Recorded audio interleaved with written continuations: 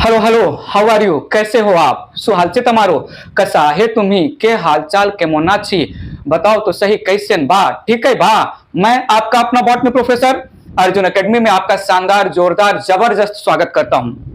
Believe in your self and stay focus towards your need, towards your goal. बात आगे ले चलते हैं, अर्जुन एकेडमी की स्टोरी को आगे बढ़ाते हैं। Cell the basic unit of life chapter में हमने प्रीवियस लेक्चर में यूकैरियोटिक सेल से रिलेटेड प्रोटोप्लाज्म, साइटोप्लाज्म और सेल ऑर्गेनेल्स के डिफिनीशन तक की बातें कंप्लीट कर लिया।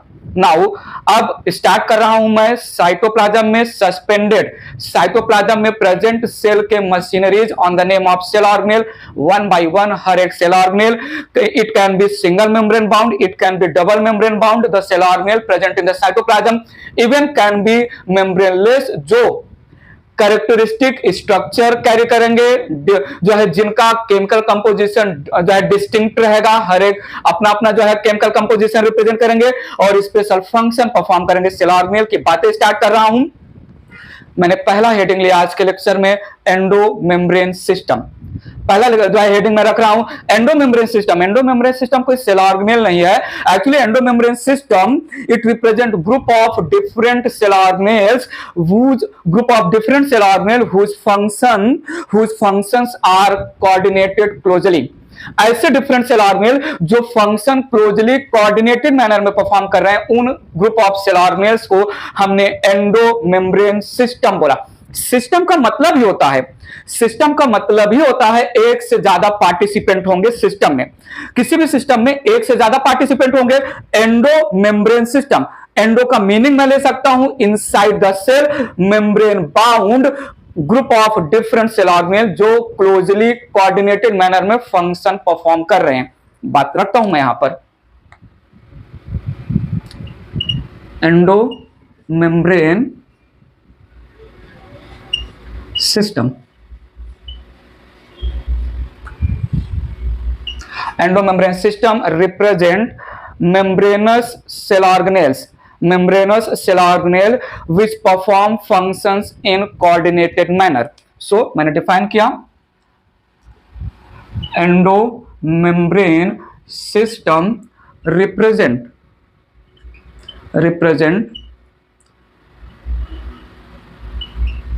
membrane bound different cell organelles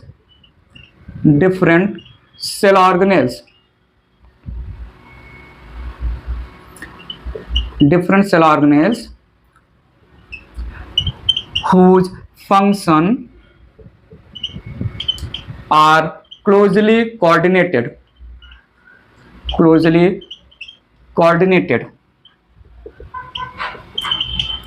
group of structurally different cell organelles but functionally they are coordinated with one another, with each other। ठीक है, मैंने क्या बोला? Endomembrane system represents structurally different cell organelles,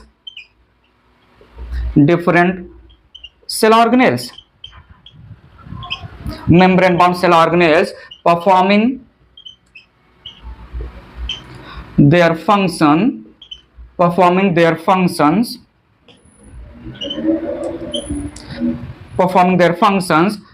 in coordinated manner with one another, with each other या with one another, एक दूसरे के साथ इनका फंक्शन कोऑर्डिनेटेड रहेगा। एंडोमेम्ब्रेन सिस्टम में मैंने बहुत बार बोला group of different cell organelle, 4 cell organelles जिनके फंक्शन क्लोजली कोऑर्डिनेटेड है, एक दूसरे से फंक्शन कोऑर्डिनेटेड मैनर में परफॉर्म करेंगे। एक कोऑर्डिनेशन ऑफ फंक्शन कैसे होगा मैं टाइम टू टाइम हाईलाइट करता रहूंगा। एंडोमेम्ब्रेन सिस्टम में 4 cell organelles, endoplasmic reticulum, Golgi body, lysosome and vacuole include किए गए हैं और ये चारों सेल ऑर्गेनेल के फंक्शंस कोऑर्डिनेटेड मैनर में होंगे, एक दूसरे से एसोसिएट होंगे। बाकी जितने भी सेल ऑर्गेनेल हैं उनका फंक्शन एक दूसरे से कोऑर्डिनेटेड नहीं रहेगा। एंडोमेम्ब्रेन सिस्टम में जो 4 सेल ऑर्गेनेल मैंने नाम लिया, endoplasmic reticulum, Golgi body, lysosome और वैक्यूल, एक फंक्शन परफॉर्म करेगा एक सेल ऑर्गेनेल, तो उससे जो प्रोडक्ट बनेगा वो दूसरे सेल ऑर्गेनेल में जाएगा और उस प्रोडक्ट का यूटिलाइजेशन करके वो तीसरे सेल ऑर्गेनेल के लिए रॉ मटेरियल बनाएगा। तो एक सेल ऑर्गेनेल का फंक्शन वो डिपेंड होता है दूसरे सेल ऑर्गेनेल पे, दूसरे सेल ऑर्गेनेल का फंक्शन डिपेंड होगा तीसरे सेल ऑर्गेनेल पर, तो फंक्शन कोऑर्डिनेशन में चलेगा, तभी जो है हम एंडोमेम्ब्रेन सिस्टम बोलेंगे। माइटोकॉन्ड्रिया, क्लोरोप्लास्ट, राइबोसोम या जो है पेरोक्सिसोम, बहुत सारे सेल ऑर्गेनेल हैं, ये एक दूसरे पर फंक्शनली डिपेंडेंट नहीं होते हैं, बट एंडोमेम्ब्रेन सिस्टम में 4 सेल ऑर्गेनेल्स हैं जिनका फंक्शन एक दूसरे पर डिपेंड रहेगा। एक सेल ऑर्गेनेल का प्रोडक्ट दूसरे सेल ऑर्गेनेल के लिए रॉ मटेरियल बनेगा, दूसरे सेल ऑर्गेनेल का प्रोडक्ट तीसरे सेल ऑर्गेनेल के लिए जो है रॉ मटेरियल बनेगा, फंक्शनली कोऑर्डिनेटेड हैं। तो मैंने क्या बोला, endomembrane system includes, endomembrane system includes 4 cell organelles, 4 cell organelles जिनके फंक्शन क्लोजली कोऑर्डिनेटेड हैं। पहला लिया मैंने एंडोप्लाज्मिक रेटिकुलम, एंडोप्लाज्मिक रेटिकुलम। दूसरा सेल ऑर्गेनेल लिया मैंने गोल्गी बॉडी, दूसरा सेल ऑर्गेनेल गोल्गी बॉडी। तीसरा सेल ऑर्गेनेल लिया लाइसोसोम और फोर्थ सेल ऑर्गेनेल है वैक्यूल।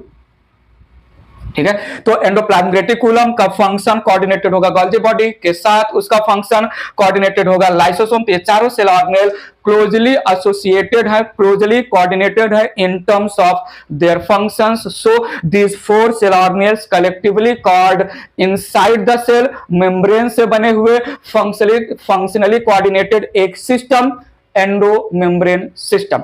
बात आगे बढ़ाते हैं। मैं क्या बोल रहा हूं, other cell organelles, other cell organelles like mitochondria, like chloroplast या ribosome, better to say peroxisome, etc. They are not functionally coordinated. They are not functionally coordinated. Thus they are not forming part of endomembrane system, part of endomembrane system। याद रखिएगा, endomembrane system में endoplasmic reticulum, Golgi body, lysosome और vacuole 4 cell organelles functionally coordinated है। यहां पर एक बात मैं आपको बताना चाहूंगा, बहुत इंपॉर्टेंट पॉइंट है। All the 4 cell organelles that are functionally coordinated forming endomembrane system single membrane bound होते हैं। क्वेश्चन पूछते हैं कि कौन से सेल ऑर्गेनेल एंडोमेम्ब्रेन सिस्टम के पार्ट होते हैं, कौन से सेल ऑर्गेनेल एंडोमेम्ब्रेन सिस्टम के पार्ट नहीं होते हैं। याद रखिएगा, 4 cell organelle endoplasmic reticulum, Golgi body, lysosome, vacuole endomembrane system के पार्ट्स हैं और these 4 cell organelle represent single membrane bound cell organelle. ले चलता हूं आगे, 1 बाय 1 एंडोमेम्ब्रेन सिस्टम के चारों सेल ऑर्गेनेल की बातें करते हैं इन डिटेल, इनका स्ट्रक्चर और फंक्शन क्या है। एंडोमेम्ब्रेन सिस्टम का पहला सेल ऑर्गेनेल नाम है endoplasmic reticulum, endoplasmic reticulum. Inside the cell network like structure बनाता है एंडोप्लाज्मिक रेटिकुलम। डिफाइन किया, it represents, endoplasmic reticulum it represents 3 dimensional complicated, 3-dimensional complicated interconnected, 3-dimensional complicated interconnected membranous channel, membranous channel, membranous channel attached with, from one side attached with cell membrane and from other side attached with nuclear membrane। तो मैंने क्या बोला, spread या spread या scattered throughout cytoplasm, throughout cytoplasm, and attached with cell membrane as well as nuclear membrane, cell membrane as well as nuclear membrane. So endoplasmic reticulum एक complicated membrane bound channel है। Endoplasmic reticulum एक complicated membrane bound channel है जो all over the cytoplasm scattered है। ये एक तरफ cell membrane से, दूसरी तरफ जो है न्यूक्लियर मेम्ब्रेन से अटैच हो सकता है। डायग्राम ड्रॉ करेंगे तो हम बातें करेंगे। वेल जो है 1945 में इंडिपेंडेंटली साइंटिस्ट पोर्टर और Thomson, scientist Porter and scientist Thomson ने एंडोप्लाज्मिक रेटिकुलम को डिस्कवर किया। Term endoplasmic reticulum given by scientist Porter mention करते हैं।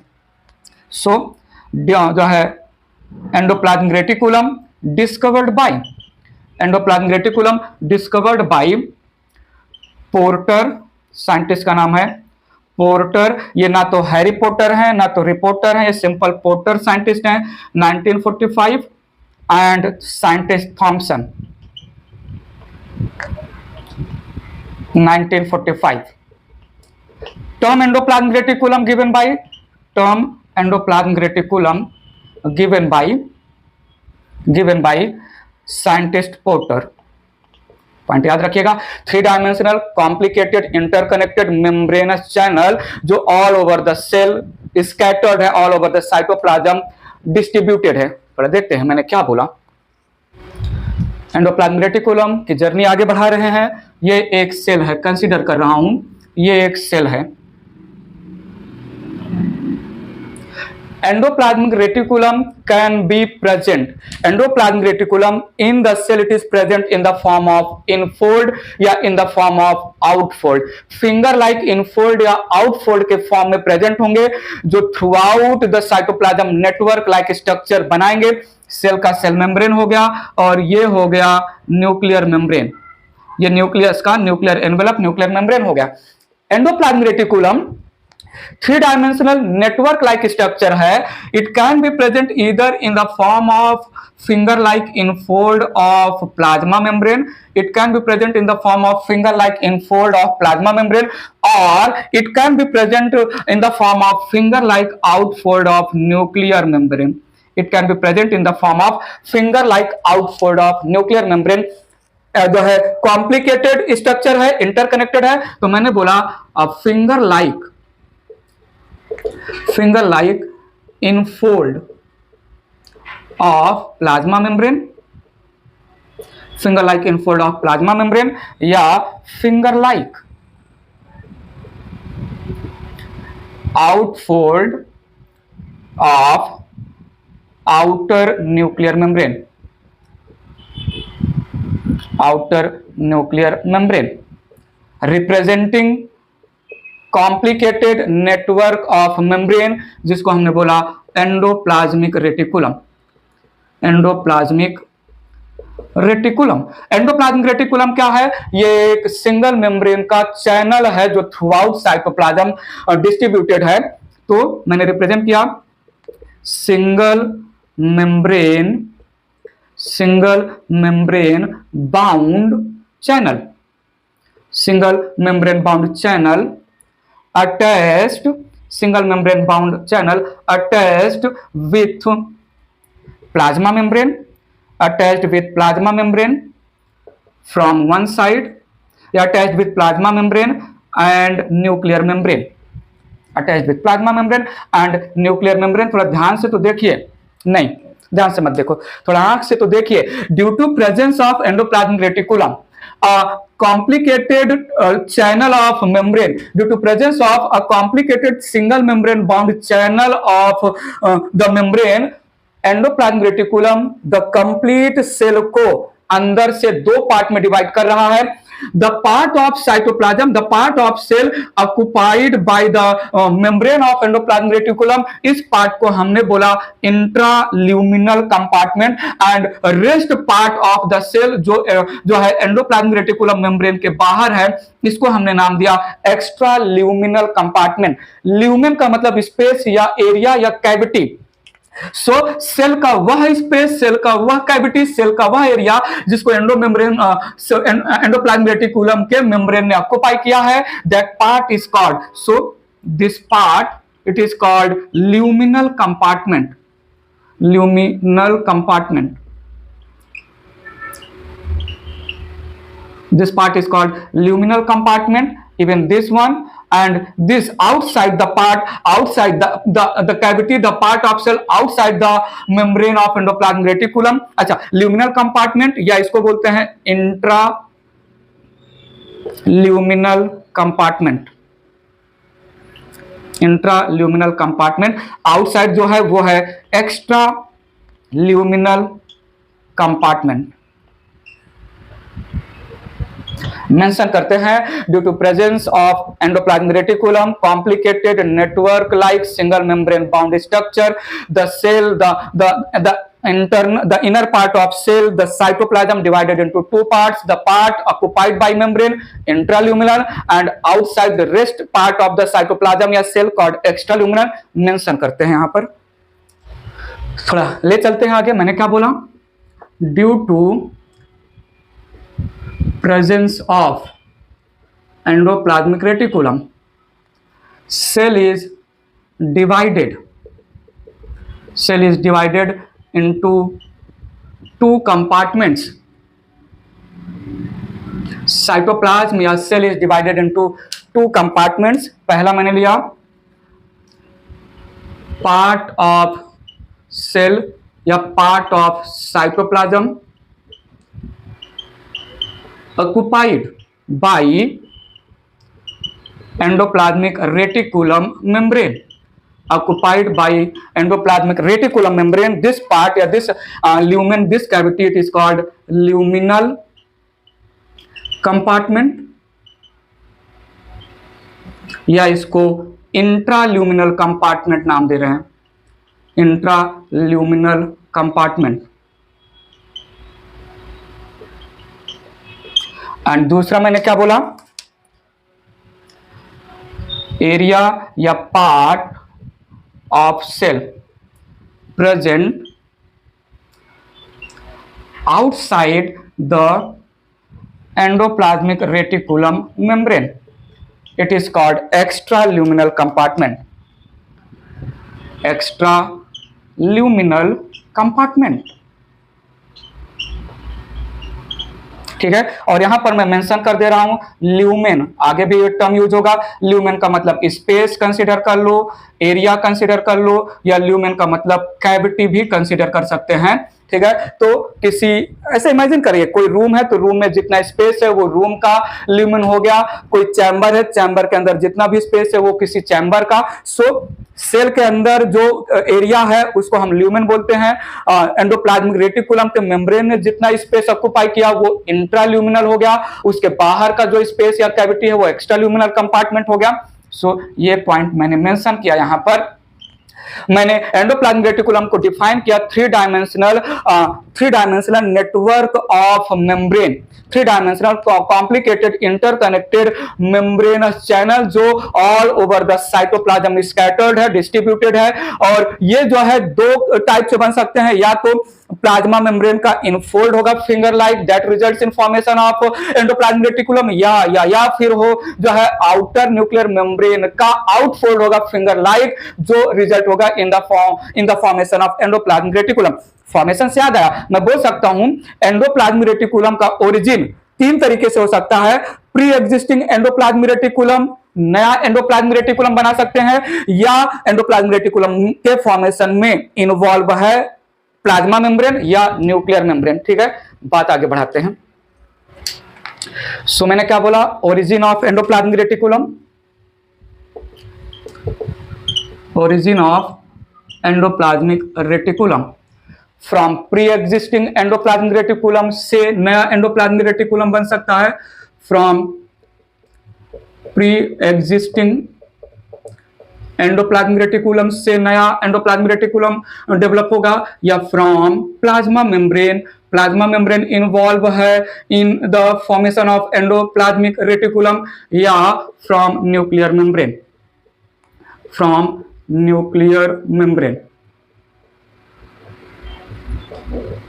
ठीक है, तो हमने डेफिनेशन और एक सिंपल सा डायग्राम और जो है ओरिजिन की बातें कंप्लीट किया। ठीक है, ओरिजिन की बातें कंप्लीट किया। 3 डायमेंशनल स्ट्रक्चर में कहीं कहीं मॉड्यूल में कुछ ऐसा या एनसीईआरटी टेक्स्ट बुक में कुछ ऐसा डायग्राम ड्रॉ करवाया है। ये न्यूक्लियस हो गया, तो एक कॉम्प्लिकेटेड नेटवर्क के जैसा एंडोप्लाज्मिक रेटिकुलम को रिप्रेजेंट किया गया है कुछ ऐसा करके।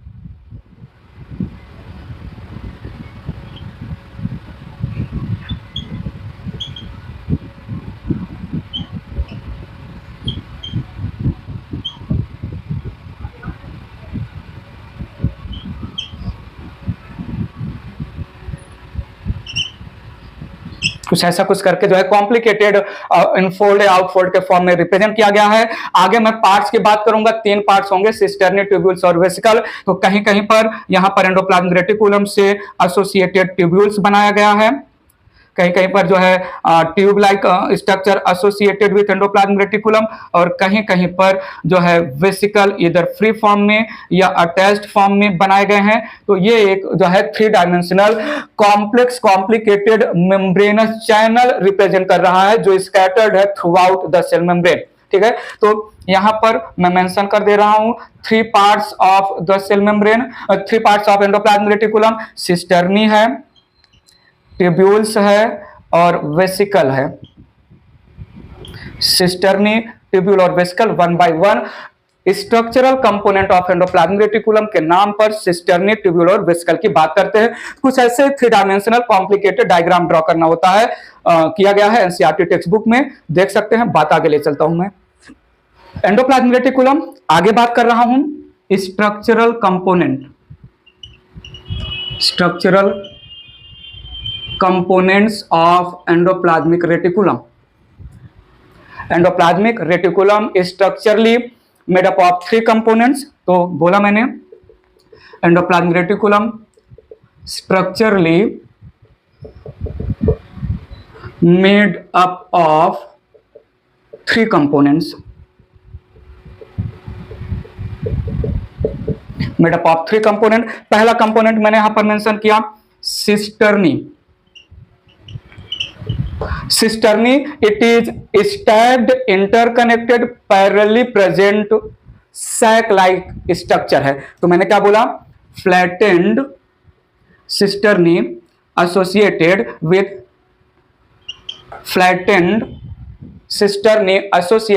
endoplasmic reticulum, flattened sac-like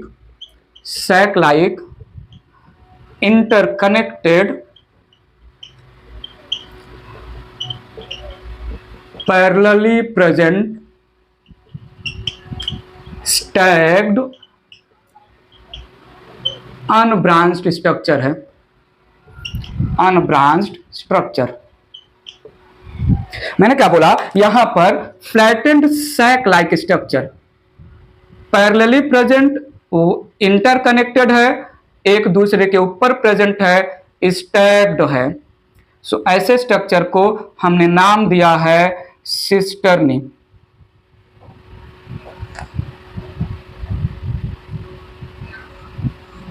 ये हो गया unbranched parallelly present interconnected stacked cisternae. Sac like मैं एक सिंपल एग्जांपल देना चाहूंगा, जैसे बलून को जो है आप फ्लैट कर दो जो है प्रेशर देके, तो वैसा ही कुछ जो है स्ट्रक्चर रिप्रेजेंट कर रहा है सैक या पाउच लाइक स्ट्रक्चर। और इसके सरफेस पर, सिस्टर्नी के सरफेस पर there is presence of ribosome. Present on the surface of cisternae there are many ribosome। ये राइबोसोम 80S टाइप के होते हैं, यूकैरियोटिक राइबोसोम प्रेजेंट रिप्रेजेंट हो रहे हैं। So over the surface there are many ribosomes. समझेंगे, बात आगे बढ़ाएंगे तो और अच्छे से समझेगा। फिलहाल पहला स्ट्रक्चरल कंपोनेंट जिसके ऊपर राइबोसोम है, फ्लैट है, इंटरकनेक्टेड है, हमने बोला सिस्टर्नी। तो ये हो गया सिस्टर्नी, और ये यहां पर है 80S ribosome, 80S ribosome. So can I say cisternae has presence of ribosomes over its surface? तो cisternae has presence of ribosomes, which is of 80S type over its surface. अब राइबोसोम प्रेजेंट है cisternae के surface पर, तो क्या मैं एकदम जल्दी से बोलूं कि ये cisternae part of endoplasmic reticulum, it is involved in protein synthesis. So can I say यहां पर cisternae involved in synthesis of protein. Synthesis of protein, it is found basically we can say brain के cell में abundant cisternae होगा endoplasmic reticulum से related, या pancreas cell में भी abundant, pancreatic cells में भी अबंडेंट होगा cisternae part of the endoplasmic reticulum. So cisternae stacked, flattened, interconnected, parallelly present, unbranched structure है. पहला कंपोनेंट, मेन कंपोनेंट, जिसके सरफेस पर राइबोसोम है. बात आगे ले चलते हैं. एंडोप्लाज्मिक रेटिकुलम के सेकंड कंपोनेंट की बात करें तो सेकंड कंपोनेंट को हम बोलते हैं ट्यूब्यूल्स. नाम ही काम बता रहा है. Tube like, can be branched, can be unbranched, can be regular shape, can be irregular shape, associated with cisternae, जिसके सरफेस पर या तो राइबोसोम एब्सेंट होंगे या very few ribosomes are found. So मैंने क्या बोला, ट्यूब्यूल या ट्यूब लाइक, ब्रांच्ड और अनब्रांच्ड, रेगुलर नॉर्मल शेप का और irregular shaped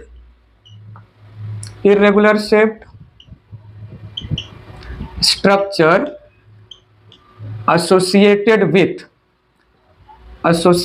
with cisternae.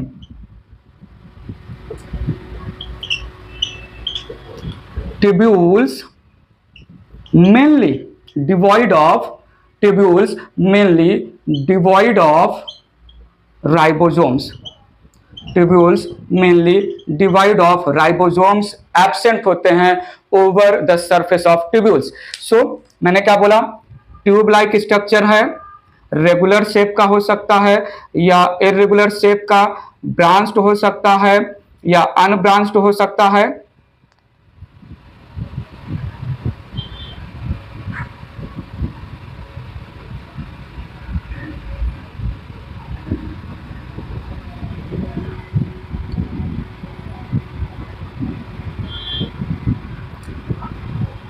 So tube like structure जो कि रेगुलर, इरेगुलर, ब्रांच्ड या अनब्रांच्ड स्ट्रक्चर है, एंडोप्लाज्मिक रेटिकुलम का दूसरा कंपोनेंट रिप्रेजेंट कर रहा है. और ये जो ट्यूब्यूल है, सुन लो ना जरा, ये जो ट्यूब्यूल है, it is involved in synthesis of lipid and sterol.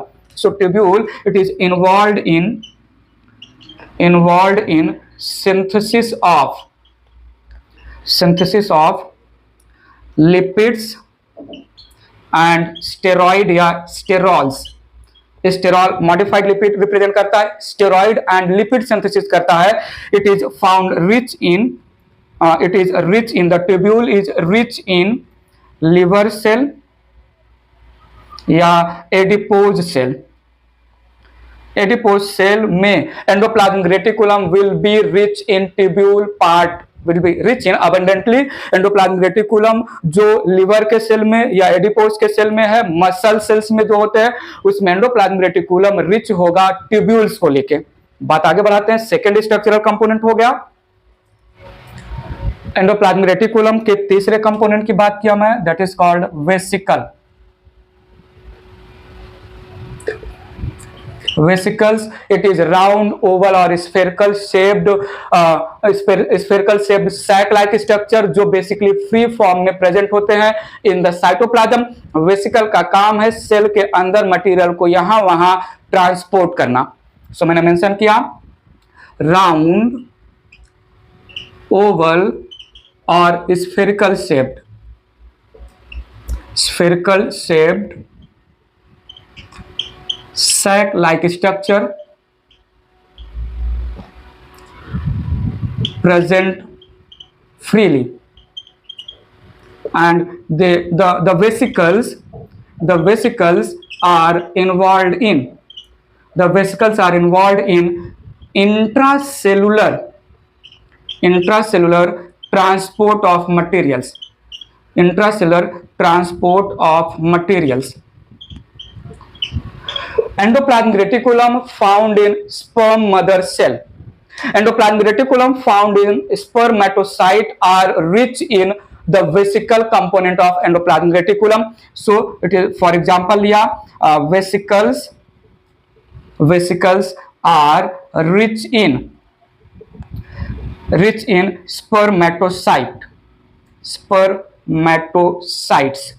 Spermatocyte मतलब स्पर्म सेल प्रोड्यूस करने वाला सेल, तो sperm mother cells. Endoplasmic reticulum इधर finger like infold of plasma membrane होगा या finger like outfold of nuclear membrane होगा। एक complicated membrane channel के फॉर्म में all over the cytoplasm distributed है। ठीक है, स्ट्रक्चरली 3 पार्ट का बना है, cisternae, tubules and vesicle. Cisternae के पास राइबोसोम होगा, ट्यूब्यूल्स और वेसिकल के पास राइबोसोम्स नहीं होते हैं। सो यहां पर मैंने छोटे छोटे round Oval shaped vesicles draw किए हैं। सो ये हो गया vesicle. It is also devoid of ribosomes absent over the surface of the vesicle.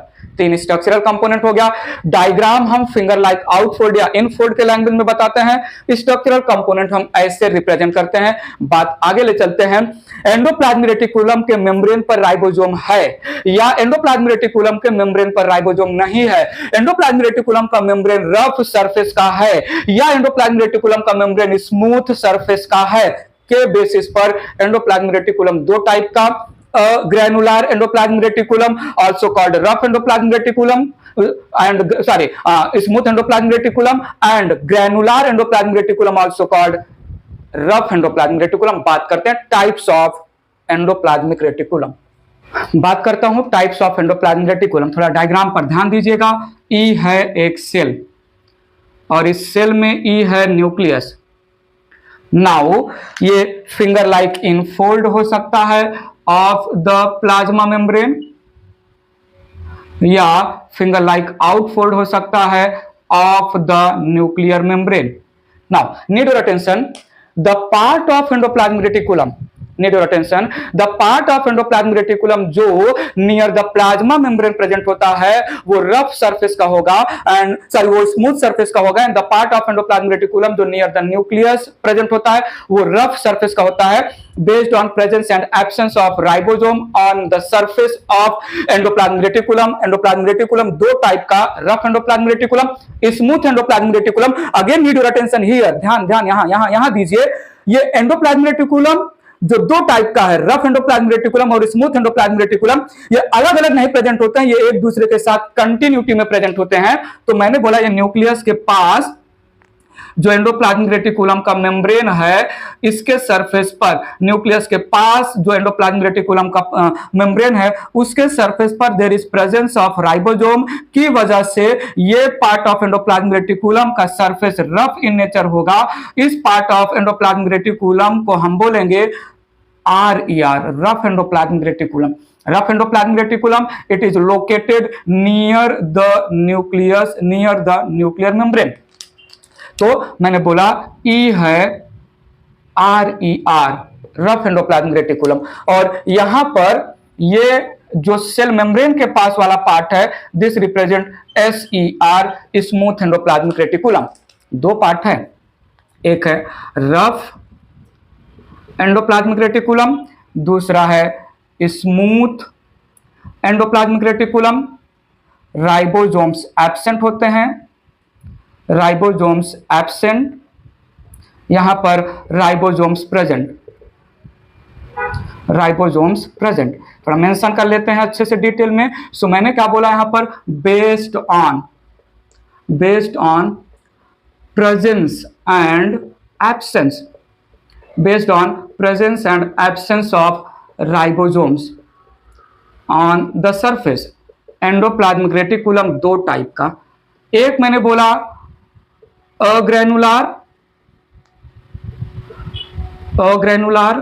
या स्मूथ एंडोप्लाज्मिक रेटिकुलम, और दूसरा ग्रेनुलार या रफ एंडोप्लाज्मिक रेटिकुलम, दो टाइप में डिवाइड किया। आई नीड योर अटेंशन, समझते हैं। सो यहां पर राइबोसोम्स एब्सेंट है on the endoplasmic reticulum surface.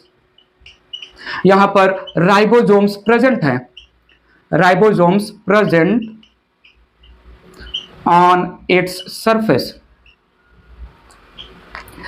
It is rough in nature. Sorry, this absent है तो surface of smooth endoplasmic reticulum, it is smooth in nature. Surface is smooth in nature, and here surface is rough in nature. Surface is rough in nature, थोड़ा खुरदुरा nature का रहेगा RER का surface. RER present near the nucleus, SER present near the cell membrane. So it is present near cell membrane, and rough endoplasmic reticulum present near nuclear membrane. It is present near nuclear membrane. थोड़ा बताओ तो सही, तीन structural component है, cisternae, tubules और vesicle. तीनों structural component में से राइबोसोम किसके पास होता है? सिस्टर्नी के पास। राइबोसोम किसके पास नहीं होता है? ट्यूब्यूल्स और वेसिकल के पास। दो टाइप के एंडोप्लाज्मिक रेटिकुलम है, रफ एंडोप्लाज्मिक रेटिकुलम और स्मूथ एंडोप्लाज्मिक रेटिकुलम। तो क्या मैं बोलूं, smooth endoplasmic reticulum made up of tubules and vesicle, rough endoplasmic reticulum made up of cisternae part of endoplasmic reticulum. Can I mention here? So मैंने बोला smooth endoplasmic reticulum it is made up of tubules, it is made up of tubules and vesicles, it is made up of tubules and vesicle, and this it is made up of cisternae, it is made up of cisternae। बात समझ में आ रहा है? Diagram भी मैंने draw किया है यहाँ पर। रफ एंडोप्लाज्मिक रेटिकुलम एक्चुअली जो है ना, जो राइबोसोम होता है, ribosome it is synthesized. Near future हम अच्छे से राइबोसोम के सिंथेसिस के बारे में बातें भी करेंगे। Ribosome it is synthesized by nucleolus present in the nucleus.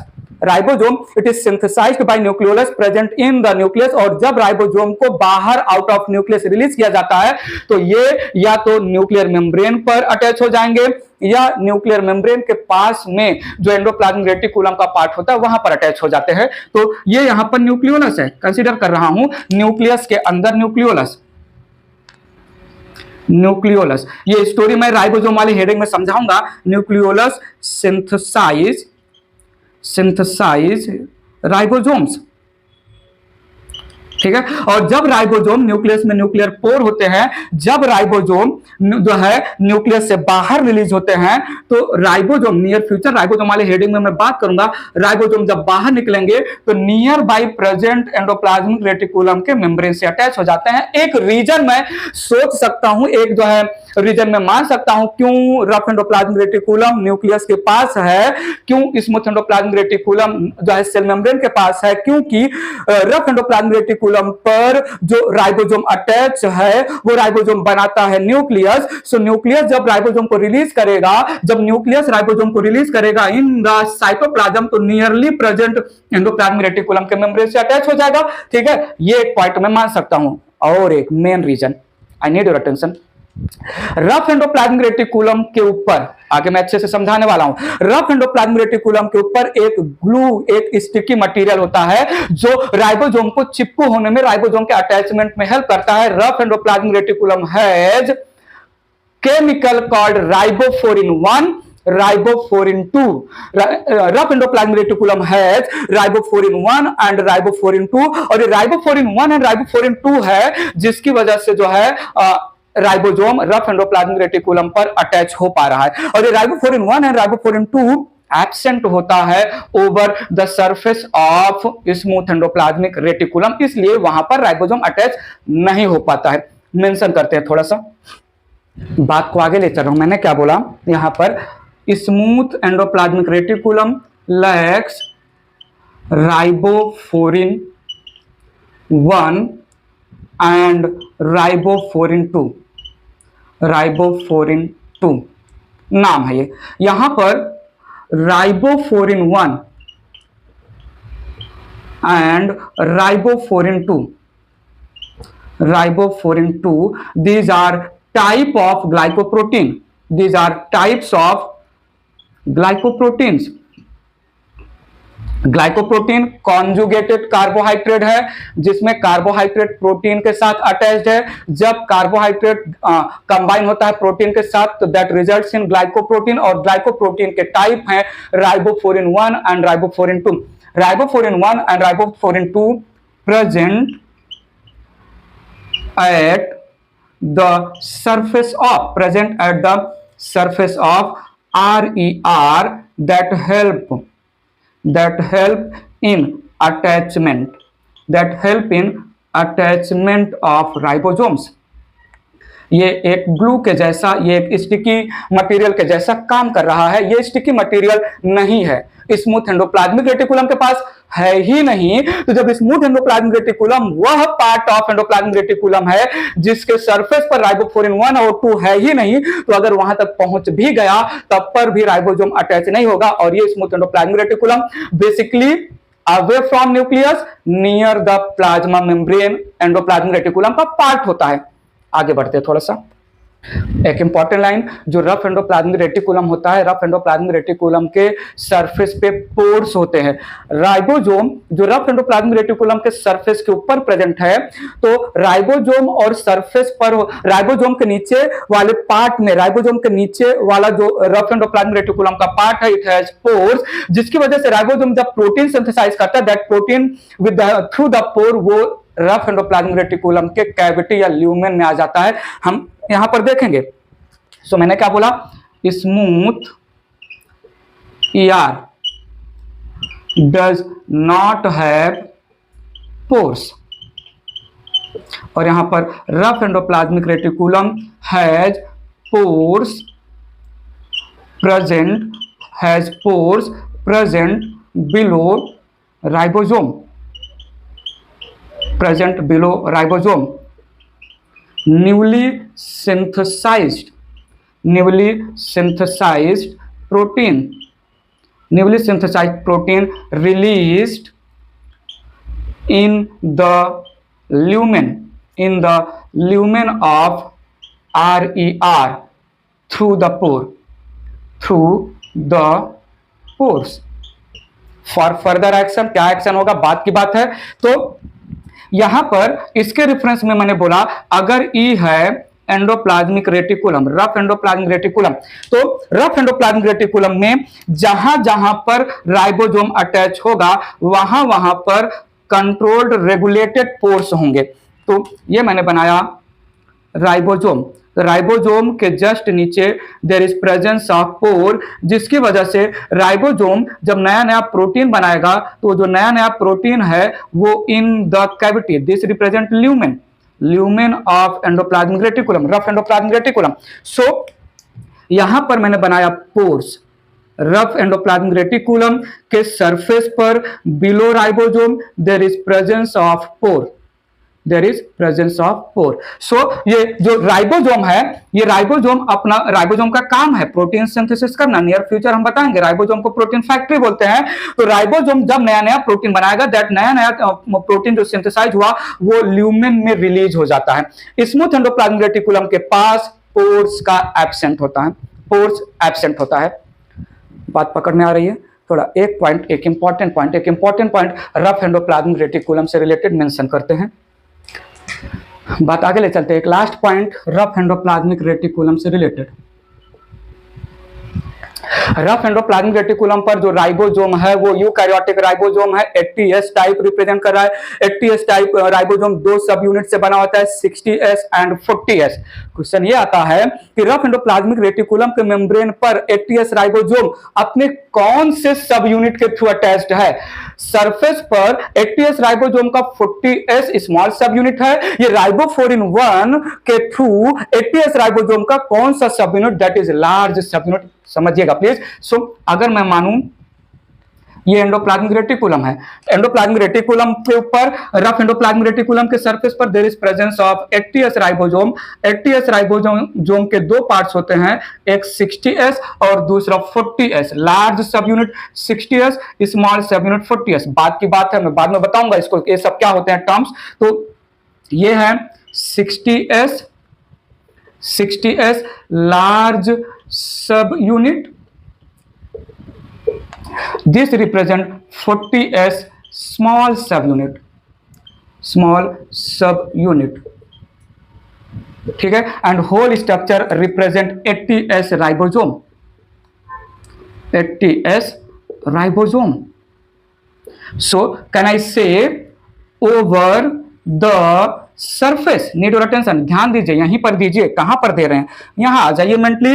Over the surface of RER 80s ribosome, 80s ribosome is attached, 80s ribosome it is attached with its 60s large subunit,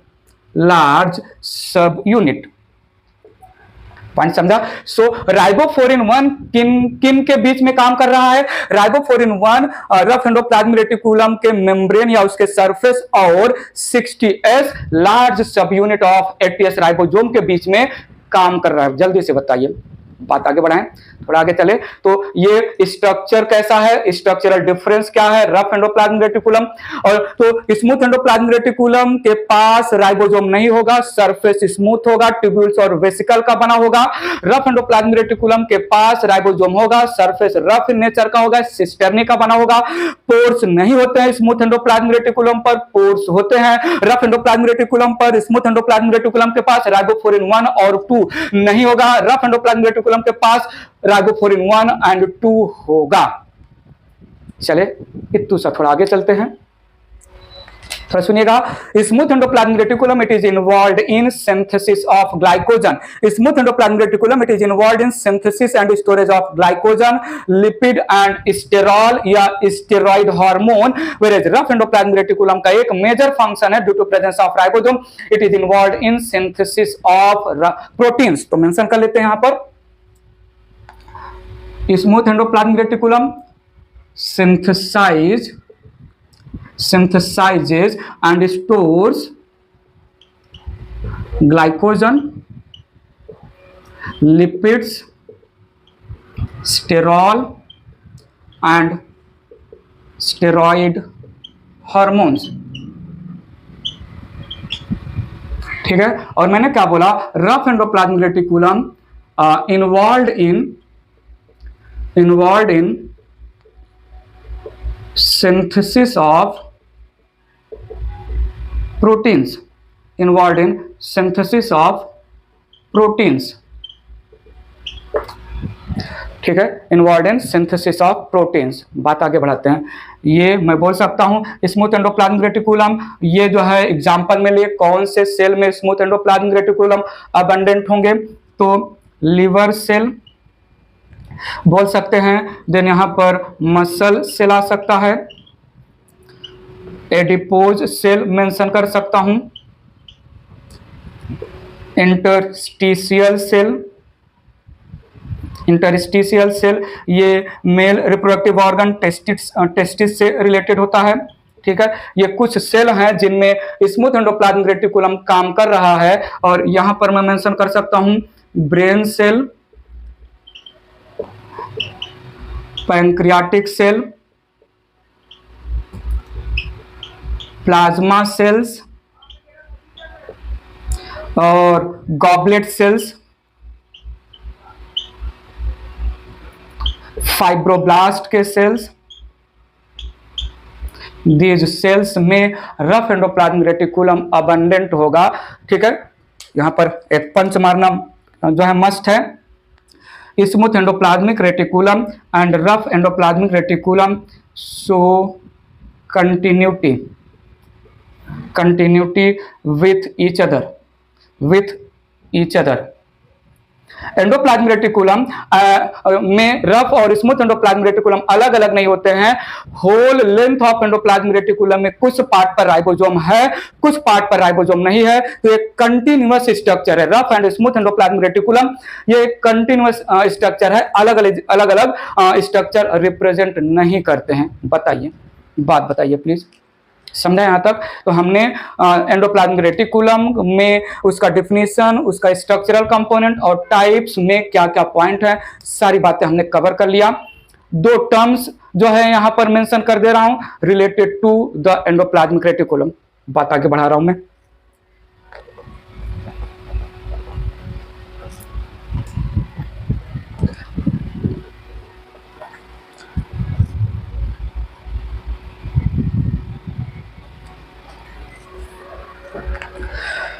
endoplasmic reticulum से related two terms यहां पर है, एक है sarcoplasmic reticulum.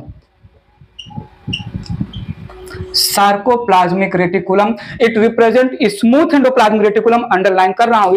The sarcoplasmic reticulum represent smooth endoplasmic reticulum of muscle cell and sarcoplasmic reticulum, the smooth endoplasmic reticulum of muscle cell, it is involved in contraction and relaxation of the muscle with the help of uptake of calcium ion। Mention करते हैं smooth endoplasmic reticulum, ठीक है, it represents the sarco endoplasmic reticulum represents smooth endoplasmic reticulum of muscle cell. Muscle cell को हम sarcomere भी नाम देते हैं, ठीक है। It is involve in sarcoplasmic reticulum involve in contraction and relaxation of muscles by uptake of with the help of calcium ion, by uptake of calcium ion Ca2+। और एक स्ट्रक्चर और एसोसिएटेड है एंडोप्लाज्मिक रेटिकुलम के साथ, नाम है microsome.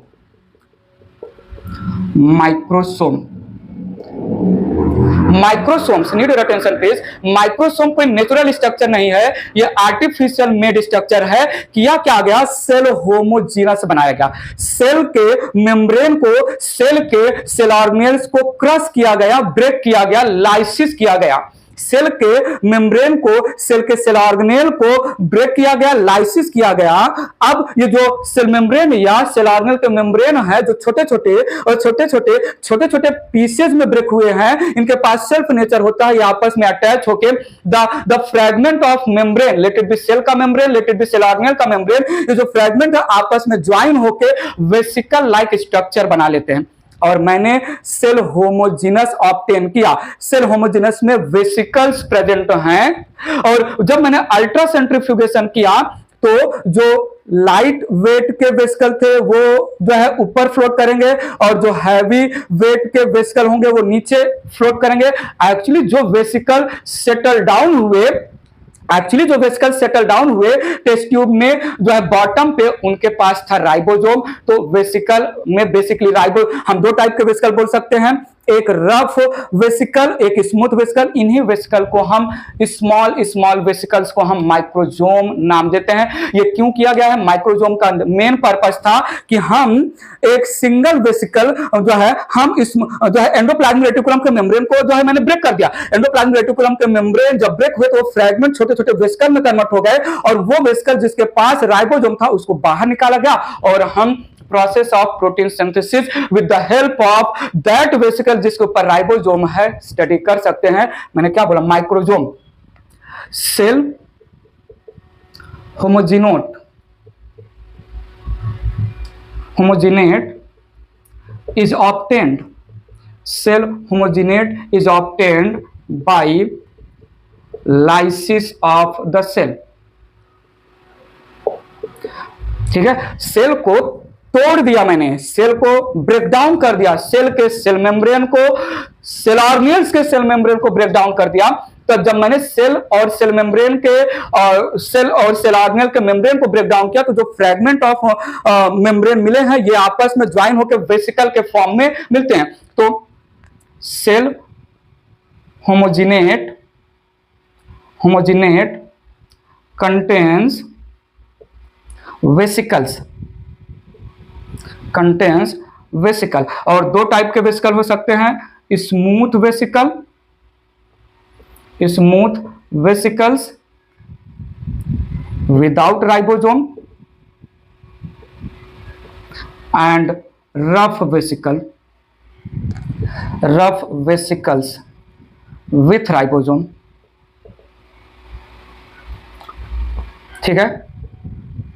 After ultra centrifugation, after ultra centrifugation based on density, based on density and size, based on density and size।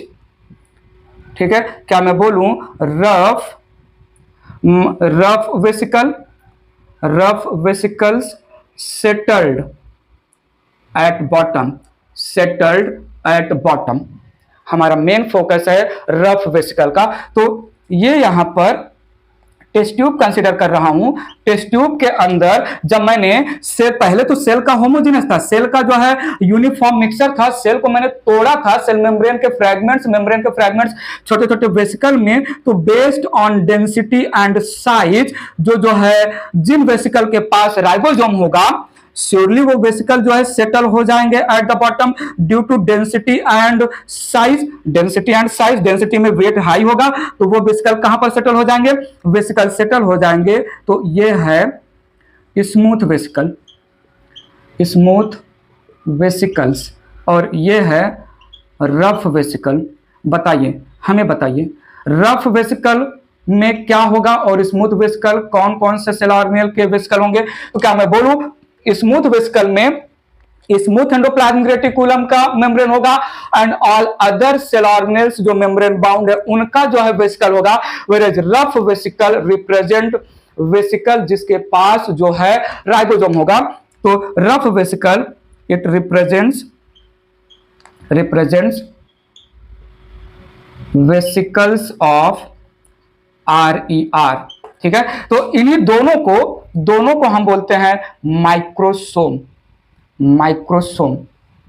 ठीक है, माइक्रो स्मॉल, सोम का मतलब या सोमा, SOMA, सोमा का मतलब स्ट्रक्चर या body in the language of biology. Soma का मतलब, सो मैंने सेल को तोड़ा फोड़ा और जो सेल में सेल का सेल मेम्ब्रेन या सेल ऑर्गेनेल का मेम्ब्रेन था वो छोटे छोटे फ्रैगमेंट्स में ब्रेक हो गए लाइसिस के थ्रू, एंजाइमेटिक लाइसिस हुआ। और ये जो छोटे छोटे फ्रैगमेंट्स थे इनका सेल्फ नेचर है, सेल्फ ज्वाइनिंग का नेचर है, सेल्फ लाइगेशन का नेचर है। जो फॉस्फोलिपिड बाइलेयर होता है सेल्फ ज्वाइनिंग करके वेसिकल में कन्वर्ट हो गए। इन्हीं आर्टिफिशियल वेसिकल्स को हमने माइक्रोसोम नाम दिया। कुछ ऐसे, बहुत सारे ऐसे वेसिकल बनेंगे जिनके ऊपर राइबोसोम नहीं होगा, और जब हम अल्ट्रा सेंट्रीफ्यूगेशन करेंगे तो based on density and size वो ऊपर की तरफ फ्लोट करेंगे।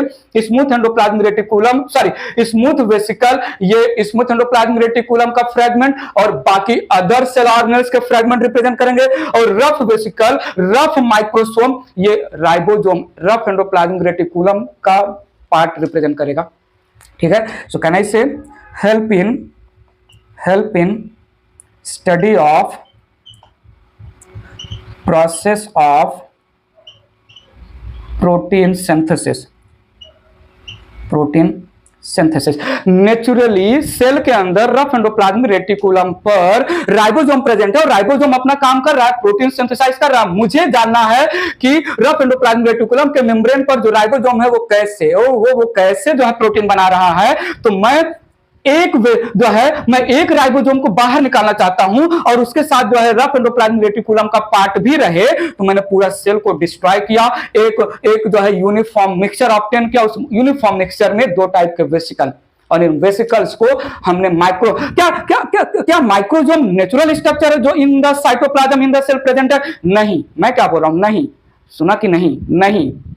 सुना कि नहीं है। माइक्रोसोम एक नेचुरल स्ट्रक्चर ऑब्टेन किया गया माइक्रोसोम को सेल को डिस्ट्रॉय करके। पर्पस क्या था? मुझे एक राइबोसोम एक ribosome in association with part of rough endoplasmic reticulum चाहिए था, सो दैट मैं the process of protein synthesis by that ribosome जो रफ एंडोप्लाज्मिक रेटिकुलम के सरफेस पर अटैच है स्टडी कर सकूं। माइक्रोसोम और सार्कोप्लाज्मिक रेटिकुलम। बताइए, चले आगे बात करते हैं फंक्शन ऑफ एंडोप्लाज्मिक रेटिकुलम। यहाँ पर पूरा डिटेल हो गया एंडोप्लाज्मिक रेटिकुलम का। जल्दी से माइंड में रिमाइंड कर लीजिए, जल्दी से क्या क्या बातें हुआ रिमाइंड करिए। हम बात आगे बढ़ाते हैं फंक्शन को लेके। Last part of endoplasmic reticulum, functions की बात करते हैं। कंबाइंड लैंग्वेज में मैं बात कर रहा हूं। पहले तो स्टार्ट कर रहा हूं smooth endoplasmic reticulum performs synthesis and storage of glycogen, lipid, sterol. Smooth endoplasmic reticulum present in the muscle involved in contraction and relaxation of muscle. So, in muscle, smooth endoplasmic reticulum involved in contraction and relaxation, Uptake of calcium ion के through. Smooth endoplasmic reticulum बड़ा कमाल का function perform करता है। क्या किया जाए, करना ही पड़ेगा। स्मूथ एंडोप्लाज्मिक रेटिकुलम को ये कमाल का फंक्शन परफॉर्म करना ही पड़ेगा ह्यूमन के अंदर, अदरवाइज ह्यूमन तो गयो। थोड़ा सुनिएगा, स्मूथ एंडोप्लाज्मिक रेटिकुलम जो लिवर के सेल में है, क्या करे बेचारा लिवर और बेचारा smooth endoplasmic reticulum. Smooth endoplasmic reticulum present in liver cell involved in detoxification of drugs, detoxification of pollutants, detoxification of steroid. ठीक है, तो डिटॉक्सिफिकेशन ऑफ ड्रग्स परफॉर्म करता है लिवर। लिवर बहुत सारा काम करता है, लिवर की वजह से ही बहुत सारी जो है डिटॉक्सिफिकेशन होता है। हाईली टॉक्सिक मटेरियल को लेस टॉक्सिक मटेरियल में कन्वर्ट करने का काम हमारा प्यारा दुलारा लिवर करता है। और वो अगर टॉक्सिक मटेरियल है ड्रग्स, स्टेरॉइड और पोल्यूटेंट, तो लिवर के सेल में स्मूथ एंडोप्लाज्मिक रेटिकुलम डिटॉक्सिफिकेशन करेगा। तो मैंने क्या बोला, in liver cell SER performs detoxification of toxic compounds like drugs, like pollutants, like steroid। इन टॉक्सिक मटेरियल को हम जीनोबायोटिक्स नाम देते हैं। Called this toxic compound, they are called xenobiotics. Xenobiotic का मतलब क्या हुआ, टॉक्सिक कंपाउंड। ऐसा क्या है स्मूथ एंडोप्लाज्मिक रेटिकुलम के पास जिसका हेल्प लेता है डिटॉक्सिफिकेशन में। स्मूथ एंडोप्लाज्मिक रेटिकुलम के पास एक खूबसूरत सा एंजाइम होता है, नाम है साइटोक्रोम P450। तो मैंने बोला with the help of enzyme cytochrome P450। ये एंजाइम है स्मूथ एंडोप्लाज्मिक रेटिकुलम के अंदर। स्मूथ एंडोप्लाज्मिक रेटिकुलम है लिवर सेल के अंदर, आया ड्रग्स, पोल्यूटेंट्स या स्टेरॉइड। सो ये जो ड्रग्स हाईली टॉक्सिक मटेरियल है, इसको लेस टॉक्सिक फॉर्म में कन्वर्ट करना ही बोला जाता है डिटॉक्सिफिकेशन। और detoxification with the help of this enzyme. बात आगे बढ़ाएं। दो सेल ऑर्गेनेल्स का भी बापू है, दो सेल ऑर्गेनेल्स का बापू है smooth endoplasmic reticulum. Smooth endoplasmic reticulum it forms spherosome, future में बातें होंगी, और vacuole. Origin of spherosome and origin of vacuole. Spherosome and vacuole they are nothing but vesicle originated from smooth endoplasmic reticulum. तो एक और point मैं mention कर सकता हूं यहां पर, smooth endoplasmic reticulum produces vacuole and spherosome. Vacuole और स्फेरोसोम की बातें बाद में होंगी। तो ये कुछ फंक्शन हो गया जो है स्मूथ एंडोप्लाज्मिक रेटिकुलम से रिलेटेड। थोड़ा बात और आगे बढ़ाते हैं, रफ एंडोप्लाज्मिक रेटिकुलम की बात कर लेते हैं। ले चलता हूं बात को आगे। मैंने बोला rough endoplasmic reticulum. Rough endoplasmic reticulum ये प्रोटीन सिंथेसिस परफॉर्म नहीं करता, प्रोटीन सिंथेसिस में पार्टिसिपेट करता है। सो rough endoplasmic reticulum it is involved in synthesis of protein, synthesis of protein. Rough endoplasmic reticulum, it gives rise to smooth endoplasmic reticulum by detachment or discarding of ribosomes. तो rough endoplasmic reticulum के membrane से अगर ribosome हट गया, that will result in formation of smooth endoplasmic reticulum. So RER gives rise to SER by discarding ribosomes, ठीक है। और smooth rough endoplasmic reticulum ये लाइसोसोम के लिए रॉ मटेरियल प्रोवाइड करता है गोल्जी बॉडी को। वाह क्या पंच मारा। लाइसोसोम के लिए रॉ मटेरियल प्रोवाइड करता है गोल्जी बॉडी को, क्योंकि गोल्जी बॉडी बनाता है लाइसोसोम। गोल्जी बॉडी ने बनाया लाइसोसोम, लाइसोसोम में गोल्जी बॉडी को एंजाइम्स फिल करना है, वो एंजाइम्स के लिए रॉ मटेरियल प्रोवाइड करेगा रफ एंडोप्लाज्मिक रेटिकुलम। आगे मैं स्टोरी कनेक्ट करूंगा। सो rough endoplasmic reticulum provides precursors raw materials to the Golgi body, for lysosomal enzymes. अब मैं गोल्जी बॉडी नेक्स्ट जो है टॉपिक जब उठाऊंगा तो वहां पर बताऊंगा रफ एंडोप्लाज्मिक रेटिकुलम और या बेटर टू से इन जनरल एंडोप्लाज्मिक रेटिकुलम और Golgi body collective function, functionally coordinated हमने बोला था। सो एंडोप्लाज्मिक रेटिकुलम और Golgi body collectively function perform करते हैं। बहुत ही इंपॉर्टेंट फंक्शन है जो है, पहला फंक्शन है packaging, modification, packaging and transport of material. मैं इसको आगे हाईलाइट करूंगा। सो मैंने क्या बोला, endoplasmic reticulum together with a Golgi body involved in modification, packaging and transport of materials, within cell और आउट ऑफ सेल। ये जब मैं गोल्जी बॉडी का स्टोरी सुनाऊंगा तो वहां पर ये मैं कनेक्ट करूंगा कैसे एंडोप्लाज्मिक रेटिकुलम और गोल्जी बॉडी एक दूसरे के एसोसिएशन में कोऑर्डिनेटेड मैनर में काम करते हैं। Endoplasmic reticulum, need your attention. Endoplasmic reticulum का एक एंड न्यूक्लियर मेम्ब्रेन, दूसरा एंड प्लाज्मा मेम्ब्रेन के कांटेक्ट में है। तो क्या मैं बोलूं एंडोप्लाज्मिक रेटिकुलम, ये रफ और स्मूथ की बात नहीं हो रहा, ये इन जनरल बात हो रहा है। Endoplasmic reticulum internally act as framework supporting structure of the cell, ठीक है। सो मेंशन करते हैं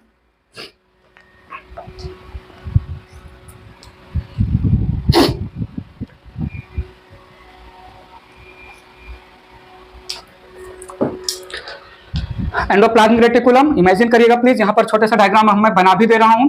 एंडोप्लाज्मिक रेटिकुलम ये जो है सेल हो गया, सेल में न्यूक्लियस हो गया, आउटर जो है ये इनफोल्ड ऑफ प्लाज्मा मेम्ब्रेन या आउटफोल्ड ऑफ न्यूक्लियर मेम्ब्रेन है। तो क्या मैं बोलूं, यहां ध्यान दीजिएगा, ध्यान कहां देना है पता चला, यहां पर जल्दी से यहां पर ध्यान दीजिए। एक एंड जुड़ा है सेल मेम्ब्रेन से, दूसरा एंड ग्रो हो रहा है अप टू न्यूक्लियर मेम्ब्रेन, एक एंड अराइज हो रहा है न्यूक्लियर मेम्ब्रेन से ग्रो हो रहा है टिल द सेल मेम्ब्रेन। तो क्या मैं बोलूं ये सेल के शेप को मेंटेन करेगा, ये एक एंडोसाइटोस्केलेटन फ्रेमवर्क के जैसा काम कर रहा है। अगर मैं एंडोप्लाज्मिक रेटिकुलम को बाहर निकाल दूं तो क्या मैं बोलूं सेल श्रिंक हो सकता है, ऐसा जो है केस में इमेजिन कर सकता हूं। वैसे तो सेल का शेप मेंटेन करने के लिए और भी स्ट्रक्चरल कंपोनेंट हैं, बट यहां पर मैं एक पॉइंट मेंशन करना चाहूंगा, endoplasmic reticulum together with microtubules and microfilaments, microtubule and microfilaments act as internal supporting system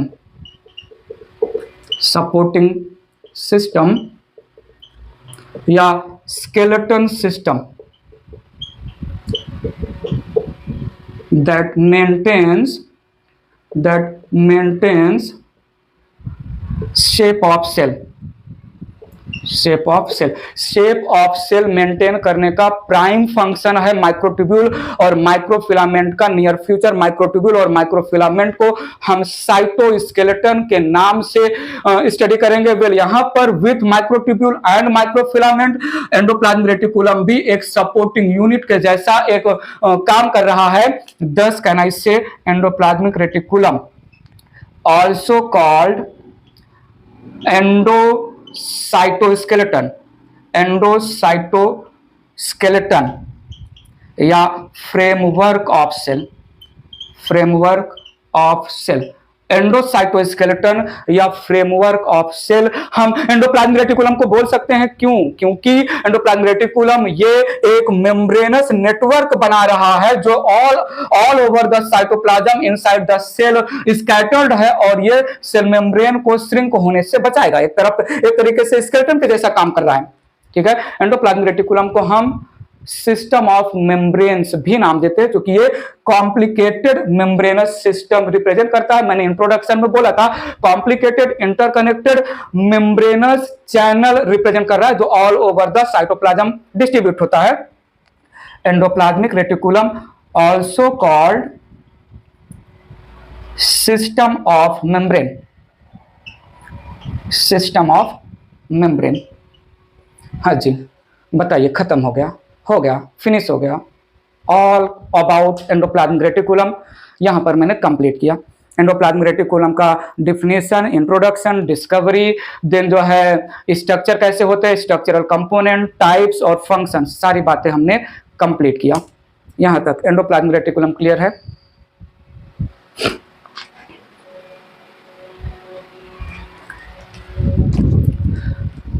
ठीक है, तो यहां पर मैं इसी सिंगल सेल ऑर्गेनेल को लेके बात खत्म कर रहा हूं। बाकी फंक्शनली कोऑर्डिनेटेड सेल ऑर्गेनेल जो एंडोमेम्ब्रेन सिस्टम का पार्ट बनाते हैं इन terms of Golgi body, lysosome और वैक्यूल, बात हम आगे बढ़ाएंगे नेक्स्ट लेक्चर में। इस लेक्चर में इतना ही। कोई भी याद तो है ना आपको, कोई भी छोटा मोटा खोटा टाइप का डाउट हो, रीजनेबल और लॉजिकल, कोई पॉइंट ना समझ में आए हो, कमेंट बॉक्स में कमेंट करिएगा।